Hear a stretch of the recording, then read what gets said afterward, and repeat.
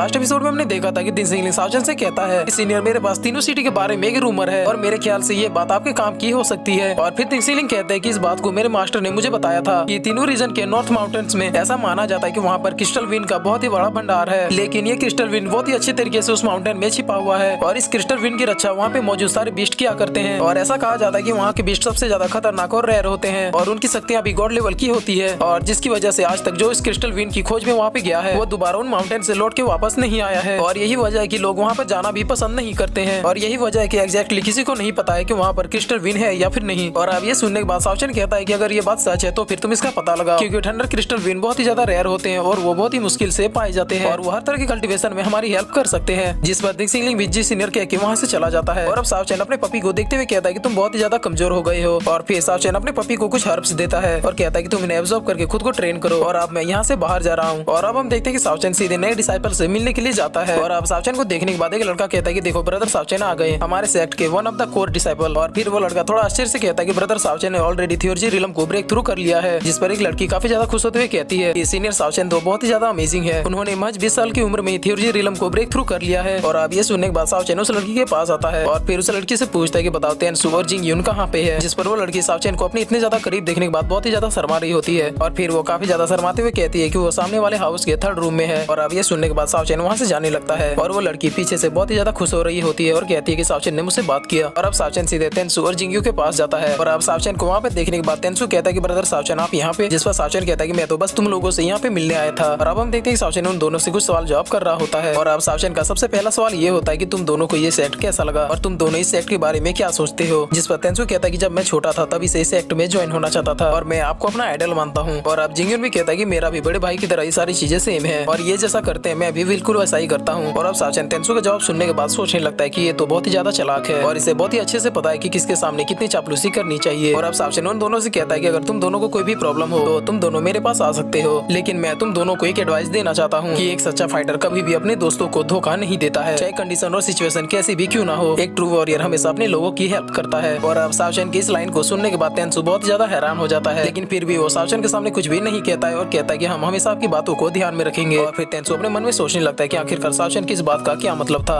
और अब साओचन उन दोनों के सामने टेबल पे 2 बॉल्स को रखता है और कहता है कि मेरे जूनियर्स के लिए ये मेरी तरफ से एक तोहफा है, इनमें से एक कल्टीवेशन को बहुत ही तेजी से बढ़ाने की गोली है और दूसरी गोली एक पॉइजन है और तुम लोग इसका यूज कैसे करते हो ये तुम पे डिपेंड करता है। और अब इतना कहने के बाद साओचन वहाँ से जाने लगता है और जाते हुए अपने मन में कहता है कि तेंसु ये तुम्हारा लास्ट चांस है। और अब तेंसु भी इन दोनों गोलियों को देखकर कुछ और ही सोच रहा होता है। और अब सीन चेंज होता है और हम देखते हैं कि दूसरे दिन का टेस्ट भी शुरू होने वाला है और इस दूसरे टेस्ट को देने के लिए वहाँ पे सारे डिसाइपल्स भी पहुंच जाते हैं। और अब स्काईलॉर्ड कहता है कि ये दूसरा और आखिरी टेस्ट है और इस टेस्ट का रूल भी बिल्कुल सिंपल है कि जो लास्ट तक खड़ा रहेगा वही विजेता होगा। और आज के टेस्ट में आप सभी डिसाइपल को एक दूसरे से फाइट करनी है। और फिर स्काईलॉर्ड कहता है कि मेरे ख्याल से आप सभी को मेरी बातें समझ में आ गई होगी और अब आप लोगों का ये टेस्ट शुरू होता है। और अब इतना सुनते ही सारे डिसाइपल एक दूसरे के ही ऊपर भिड़ जाते हैं। और अब तेंसुइलिंग तेंसु को देखते हुए कहता है कि मेरे ख्याल से सीनियर वही इन सारे डिसाइपल्स में फाइटिंग के मामले में सबसे बेस्ट है और यही वजह है कि सारे लोग तेंसु से एक तरफा फाइट कर रहे हैं। और फिर तेंसुइलिंग कहता है कि मुझे नहीं लगता कि वो 6 लोगों को एक साथ संभाल पाएगा और इस बैटल में एकदम एंड तक टिक पाएगा। और अब तेंसुइलिंग तेंसु के फाइटिंग मूव को देखते हुए कहता है कि मेरे ख्याल से वो अकेला काफी है अपने आप को बचाने के लिए, लेकिन जिंगयू फाइटिंग के मामले में बहुत ही ज्यादा कमजोर है, तो क्या आप इन दोनों को एक साथ लाने की कोशिश कर रहे हैं। जिस पर स्काईलॉर्ड कहता है कि हाँ, दरअसल मैं तेंसु को ट्रू फ्रेंडशिप का मतलब समझाना चाहता हूँ और ये उसका लास्ट चांस है। और अब तेंसुइलिंग साओचन से कहता है कि सीनियर आपके माइंड का तो जवाब नहीं। और अब हम देखते हैं कि फाइटिंग ग्राउंड में तेंसु और जिंगयू एक तरफ हो जाते हैं और बाकी के डिसाइपल एक तरफ। और अब चारों तरफ से अपने आप को घिरता देखने के बाद तेंसु अपने मन में सोचने लगता है कि मैं आसानी से इन लोगों से एक एक करके भिड़ सकता हूँ, लेकिन मेरे पीछे ये जिंगयू बिल्कुल बोझ की तरह पड़ा हुआ है और जिसकी वजह से इसके एनिमी से भी मुझे ही फाइट करना पड़ रहा है। और अब यही सब सोचते हुए तेंसु सारे डिसाइपल से फाइट कर रहा था, लेकिन जिंगयू चूंकि उतने अच्छे से फाइट करना नहीं जानता था इसीलिए वो बस दूसरे डिसाइपल से पीट रहा था। और अब तेंसु अपने माइंड में सोच रहा होता है कि स्काईलॉर्ड हमें देख रहे हैं और अगर मैंने अपने पार्टनर को नहीं बचाया तो मेरे ख्याल से स्काईलॉर्ड मुझे डिस्क्वालीफाई कर देंगे और इसीलिए मुझे इस बोझ को ना चाहते हुए भी बचाना होगा। और अब जिंगयू पीटते हुए कहता है कि ब्रदर आपको मेरे ऊपर ध्यान देने की जरूरत नहीं है, मैं इन लोगों को संभाल लूंगा, आप अपनी फाइट को कंटिन्यू करो। जिस पर तेंसु झूठ मूठ का अच्छा बनते हुए कहता है कि स्टूपिड की तरह बातें मत करो, मैं तुम्हारा साथ किसी भी हाल में नहीं छोड़ूंगा। और अब ये कहते हैं तेंसु वहाँ पे मौजूद सारे डिसाइपल को बहुत ही आइकॉनिक तरीके से पीट रहा होता है और भले ये बंदा बुरा ही क्यों ना हो लेकिन इसकी फाइटिंग स्किल बहुत ही कमाल की है। और अब तेंसु 1 वर्सेस ऑल की फाइट कर रहा था जिस पर सारे डिसाइपल एक तरफ और तेंसु एक तरफ था। और अब हम देखते हैं कि तेंसु चुन चुन के सबको बहुत ही अच्छे से धो रहा होता है। और अब तेंसु के इतने कमाल के फाइट को देखने के बाद वहाँ पर एक और लड़का अपने ग्रुप के साथ आ जाता है और वो तेंसु से कहता है कि तेंसु अगर तुम अकेले ही फाइट करोगे तो फिर तुम हमसे कैसे बचोगे। और अब हम देखते हैं कि तेंसु जिंगयू के पास आता है और उसे पूछता है कि जिंगयू क्या तुम ठीक हो, जिस पर जिंगयू कहता है कि ब्रदर मैं बिल्कुल ठीक हूँ। और अब तेंसु जिंगयू से कहता है कि वो लोग सिर्फ 5 लोग हैं इसीलिए उन सबसे मैं फाइट करूंगा और तुम मुझे बस बैकअप देना। जिस पर जिंगयू भी यस ब्रदर कहता है और अब हम देखते हैं कि वो लड़का सीधे अपने ग्रुप के साथ उन दोनों के ऊपर अटैक कर देता है और उन सबसे तेंसु तो बहुत ही अच्छे से फाइट कर रहा था, लेकिन जिंगयू जो कि थोड़ा कमजोर है वो फाइट नहीं कर पा रहा था, लेकिन फिर भी वो किसी तरह मार खाते हुए अपने एनिमी को पकड़ लेता है और तेंसु से कहता है कि ब्रदर अब आपकी बारी है और तेंसु सीधे जाके उस एनिमी को एक मैच में ही ढेर कर देता है। और अब ये देखने के बाद वो लड़का काफी ज्यादा गुस्से में कहता है कि तुम तीनों जाके तेंसु को देखो और मैं जिंगयू से जाके भिड़ता हूँ। जिस पर जिंगयू भी कहता है कि अगर तुम्हें दम है तो फिर आ जाओ और अब इतना कहते हैं हम देखते हैं कि वो दोनों एक दूसरे की ओर दौड़ते हुए आ रहे होते हैं, लेकिन जिंगयू से फाइट करने के बजाय सीधे जाके उसके पैरों को पकड़ लेता है और पीछे से तेंसु आके सीधे उस लड़के को एक ही मूव में खत्म कर देता है। और अब सीन चेंज होता है और हम देखते हैं कि एक आदमी टिनू रीजन के उन्हीं माउंटेन्स में जाके कहता है कि हाँ वो सारे रूमर्स सच थे और मैंने फाइनली इसे ढूंढ ही लिया और अब जरूर मुझे इसके बदले काफी ज्यादा इनाम मिलने वाला है। लेकिन तभी हम देखते हैं कि कोई पीछे से उसके ऊपर अटैक कर देता है और कहता है कि ये तो थंडर क्रिस्टल विन है और अब इसके बारे में मुझे मास्टर को जल्द से जल्द बताना होगा। और अब फिर से सीन चेंज होता है और हम देखते हैं ब्लू क्लाउड सेक्ट में, जहाँ पर एक तरफ तेंसु और जिनू होते हैं और दूसरी तरफ तीनों डिसाइपल बचे हुए होते हैं। और अब हम देखते हैं कि दिनसिंगलिंग का कम्युनिकेशन डिवाइस बचता है और अब दिनसिंगलिंग उस मैसेज को देखते हुए कहता है कि मैंने एक डिसाइपल को उन माउंटेन्स में भेजा था और उसने ये कंफर्म किया है कि वहाँ पर थंडर क्रिस्टल विन मौजूद है। और फिर दिनसिंगलिंग कहता है कि सीनियर दरअसल ये माउंटेन यहाँ से 300 मील दूर है और उस माउंटेन के चारों ओर एक बहुत ही स्ट्रॉन्ग थंडर ऑरा है और मेरे ख्याल से वहीं पे वो सारे क्रिस्टल विन मौजूद होंगे। जिस पर साजन कहता है कि ये तो बहुत ही अच्छी न्यूज है, मैं आज रात को उस माउंटेन पे चला जाऊंगा। जिस पर दिनसिंगलिंग कहता है कि सीनियर आपको शायद मेरी जरूरत होगी तो क्या मैं भी आपके साथ चलूंगा। जिस पर साजन उसे साफ मना कर देता है और कहता है कि तुम बहुत ही ज्यादा कमजोर हो और तुम्हारी फर्स्ट प्रायोरिटी यही होनी चाहिए कि तुम जल्द से जल्द बहुत ही ज्यादा स्ट्रॉन्ग बनो। और अब साजन फाइटिंग ग्राउंड की ओर देखते हुए कहता है कि मेरे ख्याल से ये दोनों ही इस फाइटिंग ग्राउंड में एकदम आखिरी तक बचेंगे।